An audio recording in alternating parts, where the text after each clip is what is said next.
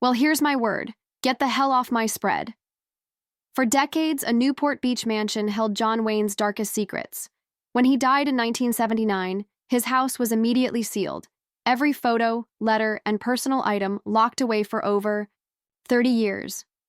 In 2011, they finally opened the doors, and what they discovered inside left everyone stunned. From record-breaking movie props to a shocking will that tore his family apart, this is the story of what really happened to the Duke's fortune. John Wayne was born Marion Robert Morrison on May 26, 1907, in Winterset, Iowa. When he was born, he weighed 13 pounds, so unusual that the local newspaper mentioned it. From the very start, he seemed destined to be larger than life. At just 3 years old, he almost died when he fell into an icy creek. A stranger passing by saved him, and that moment showed the kind of resilience he would carry with him his whole life. His name changed early on when his parents had another son. They decided to name the baby Robert, so Marion's middle name was switched to Mitchell. This change might seem small, but it hinted at the bigger transformations that would come later. In 1914, the family moved to Glendale, California, after his father's business failed. In Glendale, Marion earned the nickname Duke because of his Airedale Terrier, also named Duke. The two were always together, and local firefighters started calling them Big Duke and Little Duke. Marion liked it, and the nickname stuck. Growing up, Duke loved football. In 1925, he got a football scholarship to the University of Southern California. He studied pre-law and was a Sigma Chi fraternity member, but his football dreams ended when he injured his shoulder in a body surfing accident. Losing the scholarship was devastating. He thought his plans were ruined. But this accident actually pushed him toward the path that made him famous. After his football career ended, Duke found a job at Fox Studios in 1927. He worked as a prop man, earning $35 a week. It wasn't glamorous, but it gave him a foot in the door. His first time on screen wasn't as an actor, but as an uncredited football player in the 1926 movie Brown of Harvard. During this time, he became friends with director John Ford. Ford saw something in him and gave him advice, even suggesting he change his name to something stronger. After considering a few options, they chose John Wayne, a name that would become legendary. Wayne's early acting career was tough. Between 1930 and 1939, he appeared in over 80 low-budget westerns, sometimes filming a whole movie in just 2 days. He barely made enough money to live and often ate only one meal a day, a can of beans heated on a hot plate. By 1938, he was so discouraged by his lack of success that he thought about quitting acting entirely. Everything changed with Stagecoach in 1939. The movie was a big deal, but casting Wayne wasn't easy. The studio wanted a well-known actor like Gary Cooper, but John Ford insisted on Wayne, even threatening to quit the project if they didn't agree. In the movie, Wayne played the Ringo Kid, an outlaw with a strong sense of justice. His first scene became iconic, the camera zooming in on his face as he held a rifle. It only lasted a few seconds, but it took 27 takes to get it right, because Wayne was so nervous. Stagecoach was a hit, earning 7 Academy Award nominations and winning 2. Wayne's performance made him a star overnight, even though he was paid just $3,700, far less than big-name actors. Still, it changed his life. After that, Wayne was seen as the ultimate Western hero. He turned down roles in movies like The Maltese Falcon and High Noon because he didn't want to stray from his image. This decision helped him become a symbol of American toughness and masculinity. John Wayne and John Ford worked together for over 50 years and made 14 movies that changed Hollywood. Their partnership began in 1928 when Ford gave Wayne a tiny role as an extra in a movie called Mother, Macri. But the real start of their success came in 1939 with Stagecoach. This movie turned Wayne into a star. The two had a complicated working relationship. Ford was tough on actors, and Wayne often got the worst of it. On the set of The Searchers. In 1956, Ford made Wayne redo a simple scene, just picking up a gun, 17 times in front of everyone, embarrassing him. Wayne never complained, though. He believed Ford's harsh style helped him give his best performances. The Searchers wasn't even recognized by the Oscars when it came out, but today it's considered one of the greatest films ever made. Their last movie together, Donovan's Reef in 1963, almost didn't happen. Wayne wasn't sure he should take the role because he felt too old for it.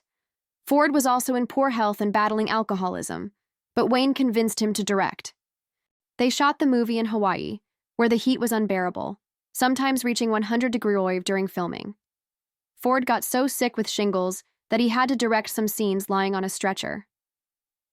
Despite these struggles, the movie was finished and did fairly well. Unlike their serious westerns, this movie was more of a comedy, showing they could work in different styles even at the end of their careers. Wayne's first Oscar nomination came from Sands of Iwo Jima in 1949. He played Sergeant John Stryker, a tough Marine. At first, Wayne didn't want the role because he thought it was too similar to other characters he had already played. The president of Republic Pictures, Herbert Yates, had to personally convince Wayne, offering him $250,000 and a share of the profits, a huge sum at the time. The movie was difficult to make. Director Alan Dwan wanted the battle scenes to feel real, so they used actual flamethrowers and explosives. This caused injuries on set, including one explosion that knocked Wayne unconscious for half an hour. Filming stopped for 2 days. The movie also included real footage from the Battle of Iwo Jima, thanks to the U.S. Marine Corps. They let the filmmakers use rare combat footage, which was so well blended with the staged scenes that many people thought the entire film was real. One iconic scene showed the flag raising on Mount Suribachi using the original flag from the battle. 3 of the surviving Marines who raised that flag even appeared in the movie. Despite its success and Wayne's powerful performance, he lost the Oscar to Broderick Crawford in All the King's Men. Ironically, Wayne had turned down the lead role in that film because he thought it was un-American.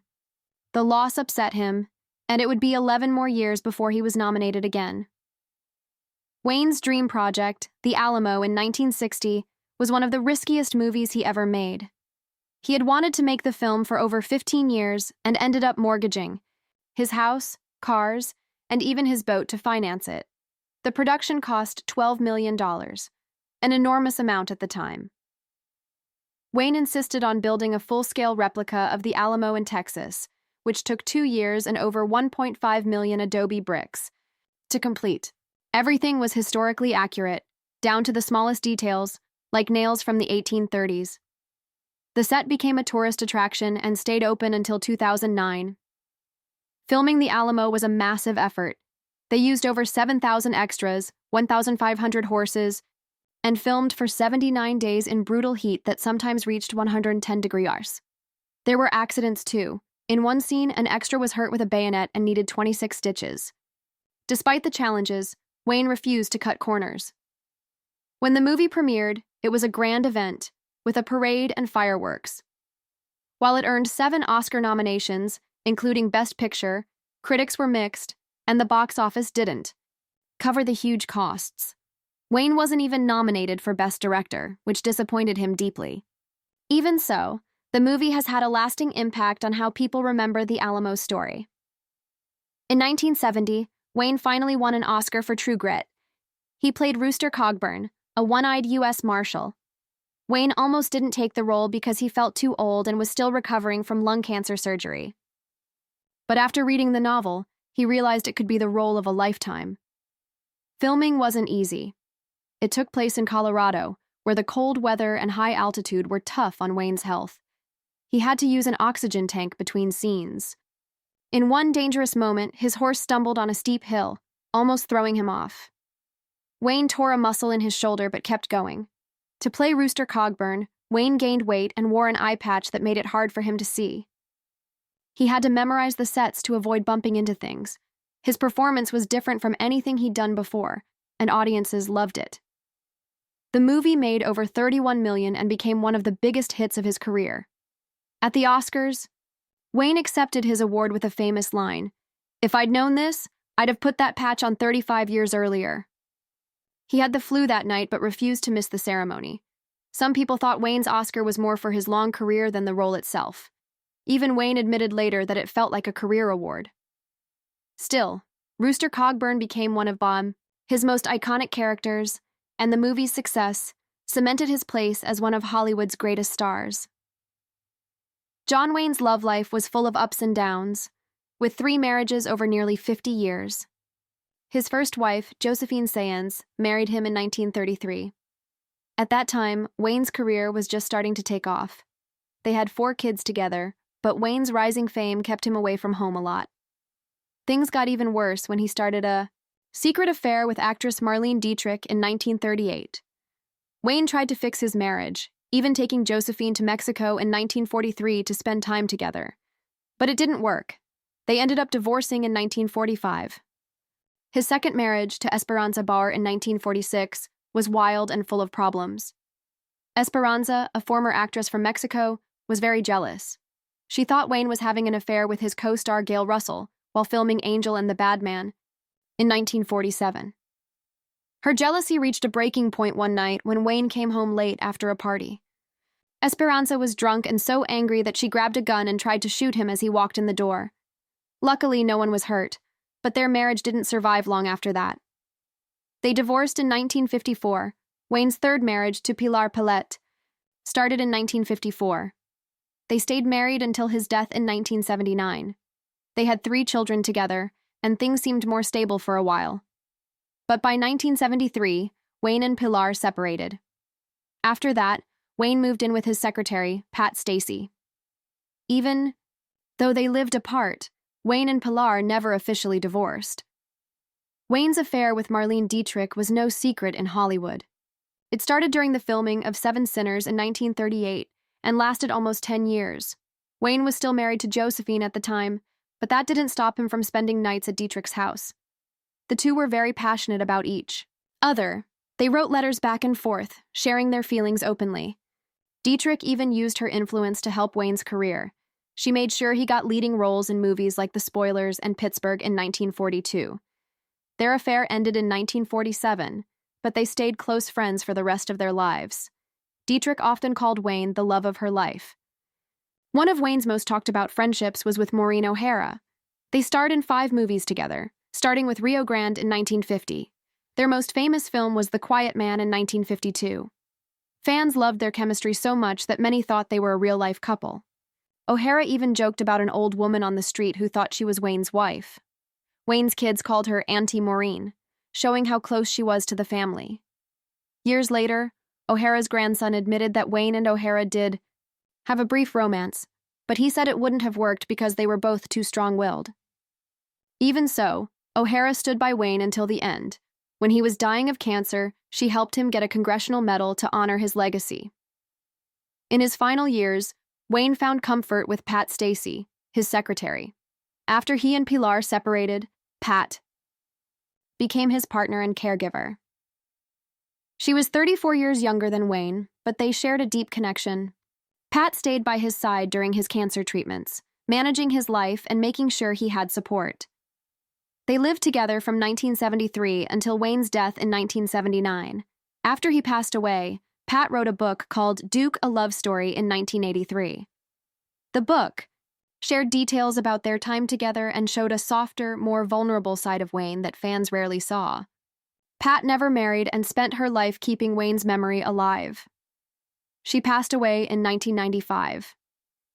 In 1964, when John Wayne was 57, doctors told him he had lung cancer. This was shocking, but not surprising. Wayne had smoked a lot, up to 6 packs of cigarettes every day for years.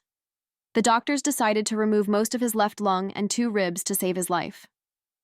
The surgery was risky, with only a 50% chance of survival, but Wayne made it through and lived cancer-free for 5 years. Most people might have kept their illness private, but not Wayne. He chose to tell the world.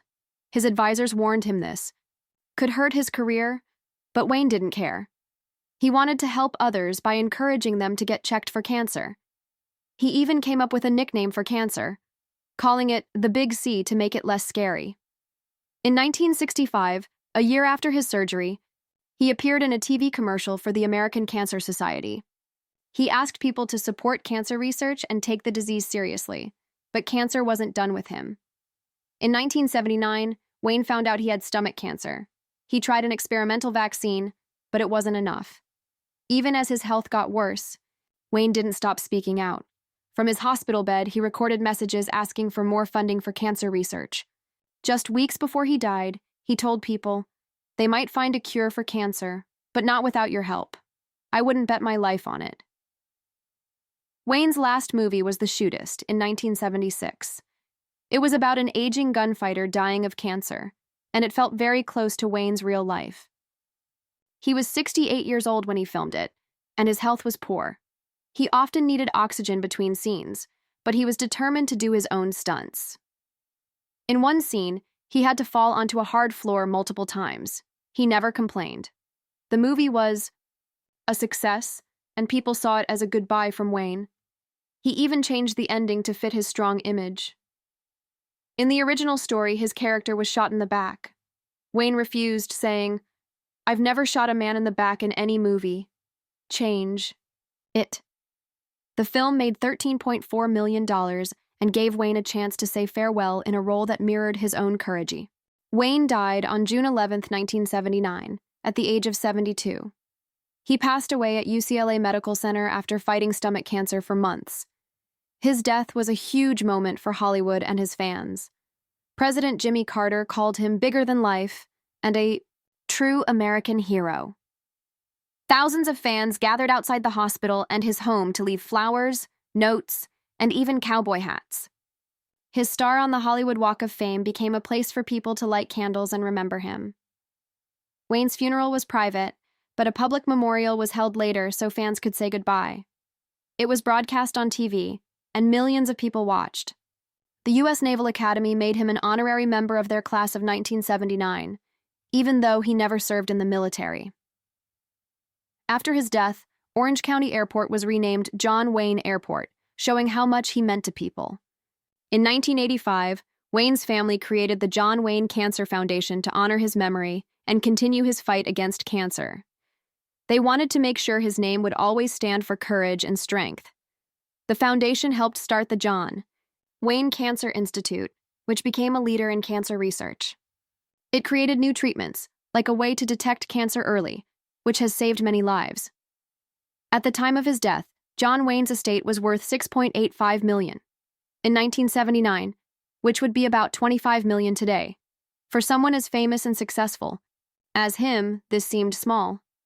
People expected his fortune to be much bigger because he was one of the highest-paid actors of his time. This might mean Wayne spent a lot during his life, or was very generous with his money. Not all his assets were included in the estate either. For example, he sold his beloved yacht, Wild Goose, for $750,000 shortly before he died. This yacht, once a World War II minesweeper, was a big part of his life, and its sale adds mystery to how much he truly left behind. Wayne loved real estate, and his Newport Beach home was one of his most famous properties. He bought it in 1965 and lived there until his death in 1979. The house sat on the water, facing Balboa Island. It looked simple from the street, but was grand and luxurious inside, just like Wayne's personality. After his death, the house sold for $5.5 million in 1980, a huge price for the time. Before moving to Newport Beach, Wayne owned a 5-acre ranch in Encino. At age 58, he left the ranch for the quieter life by the water. He also owned properties in Arizona and Washington, showing his love for different landscapes and his good sense for real estate. Once, Wayne joked that moving to Newport Beach years earlier had been smart because, by then I sure as hell couldn't afford it. When Wayne's will was revealed after his death in 1979, it caused a lot of drama. The biggest shock was that he left nothing to his third wife, Pilar Paulette. They had been married for over 20 years but had separated in 1973, 6 years before his death. Even though they didn't divorce, Wayne left most of his estate to his 7 children from his first 2 marriages. This decision led to speculation about their relationship and why Pilar wasn't included. Years later, the drama continued. Chanchur R. 2010, Wayne's daughter Asa sued her brother Ethan and John Wayne Enterprises, arguing over her share in the company. The will also gave Wayne's children personal items and memorabilia, but these became points of tension too. Disagreements over these keepsakes made the family disputes even worse, showing how dividing his assets created lasting problems. In 2011, something amazing happened for John Wayne fans. Over 700 items from his life and career were put up for auction. This big event happened on October 6-7 at the Hyatt Century Plaza in Los Angeles.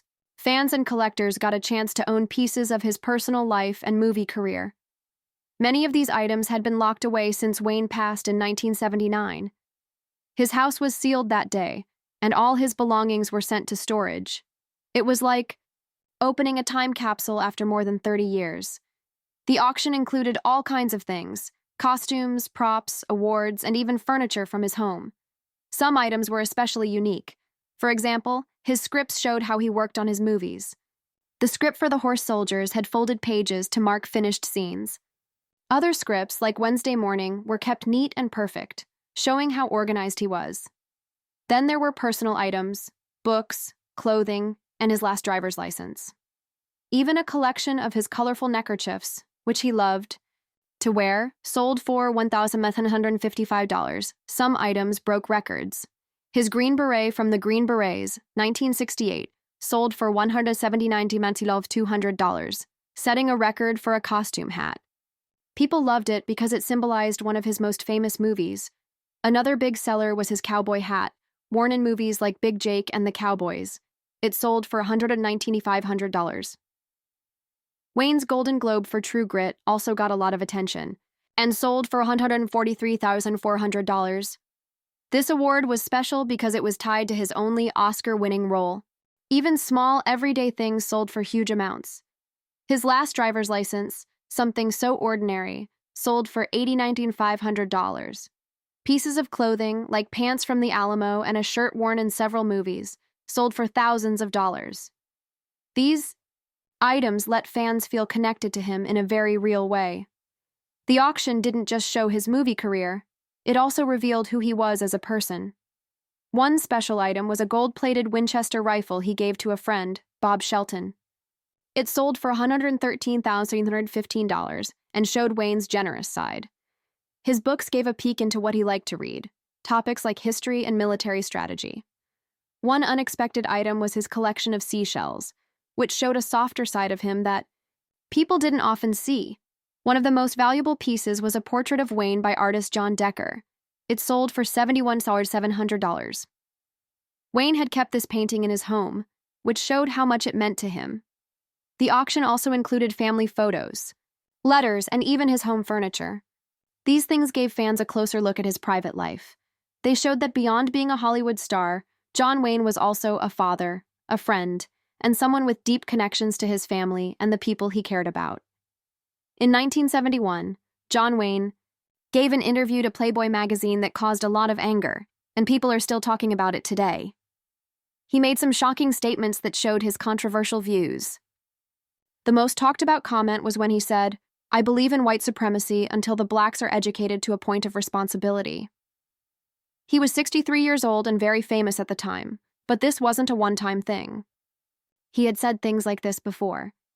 In the same interview, he also talked about Native Americans, saying he didn't think it was wrong to take their land, calling it a matter of survival. He even criticized the movie Midnight Cowboy, calling it perverted and using a homophobic slur. Years later, in February 2019, this interview came back into focus when someone shared parts of it on Twitter. A screenwriter called Wayne a terrible person, and the tweet went viral. Suddenly, people were debating his legacy all over again. Some wanted him canceled, while others argued about whether his words should define how we remember him. His comments, even after so many years, sparked big conversations about the responsibility of famous people and how their words can hurt. This controversy didn't just stay on social media. It also brought attention to things named after him, like John Wayne Airport in Orange County, California. The airport got its name in 1979 after Wayne passed away, but by 2020, people were calling for it to be renamed. This happened during the nationwide protests after George Floyd's murder. On June 26, 2020, the local Democratic Party officially asked for the airport's name to change, saying Wayne's statements didn't match Orange County's values of diversity and inclusion. Orange County used to be a very conservative area, but it's changed a lot. It's become more diverse and politically competitive, with Democrats winning all its congressional seats in 2018. Some people felt keeping Wayne's name on the airport sent the wrong message to minority communities. Others, like Wayne's son, Ethan, defended him. Ethan said his father wasn't racist and accused people of unfairly attacking his legacy. As of 2025, the airport still has Wayne's name, but the debate continues, showing how hard it is to deal with the legacies of controversial figures. The controversy also affected the University of Southern California, USC, where Wayne had once studied. In July 2020, the university decided to remove an exhibit about him from its School of Cinematic Arts. This exhibit had been there since 2012, showing movie posters and personal items to honor him as one of their famous alumni. But students and alumni began protesting in late 2019, saying Wayne's racist comments made the exhibit unwelcoming, especially for students of color. After months of discussions, the university decided to take it down, saying they wanted to promote anti-racism and make the school more inclusive. Some people supported the decision, while others said it was wrong to erase history. All of this has sparked a bigger question. Can you separate someone's art from their personal beliefs? Many fans argue that Wayne's movies, like The Searchers and Rio Bravo, are too important to ignore. They think you can still enjoy his work while condemning his views. But critics say his racist comments and the stereotypes in his films make it impossible to separate the two. They also point out that his movies often glorified a version of American history that ignored the violence against Native Americans. So, what do you think? Should we remember John Wayne as a Hollywood legend, or as a man whose words and actions don't hold up today? Hit subscribe if you want more Untold stories like this, because trust me,